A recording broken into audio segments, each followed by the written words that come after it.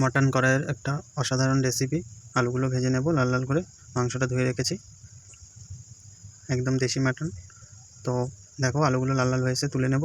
ওই তেলে ফোড়নে দিয়ে দেবো গোটা মশলা, জিরে, তেজপাতা, শুকনো লঙ্কা। হালকা লাল লাল হয়ে আসলে কুচিয়ে রাখা পেঁয়াজগুলো দিয়ে হালকা নেড়ে চেড়ে হালকা লাল লাল হয়ে আসলে পেস্ট করা মশলা, আদা, রসুন, ধনে, কাঁচা লঙ্কা একসাথে দিয়ে দেবো। আবারও হালকা নেড়ে চেড়ে কষিয়ে নেব। মশলা থেকে তেল ছেড়ে আসলে গুঁড়ো মশলা, হলুদ, লঙ্কার গুঁড়ো, জিরে গুঁড়ো, ধনে গুঁড়ো, লবণ দিয়ে কষিয়ে নিয়ে কেটে রাখা টমেটোগুলো দিয়ে দেবো। আবার মশলা থেকে তেল ছেড়ে আসলে ধুয়ে রাখা মাংসগুলো একসাথে সব দিয়ে দেবো। হালকা নেড়ে চেড়ে গোটা রসুন ছাড়িয়ে রেখেছিলাম দুটো দিয়ে দেবো। দেখুন আমাদের মাটন রেডি। তো কেমন লাগলো আমাদের রেসিপিটা অবশ্যই কমেন্টে জানিও। আর নতুন হলে ফলো করে আমাদের পাশে থেকো। খেতেও দারুণ হয়েছিল, কালারটা দেখো কত সুন্দর।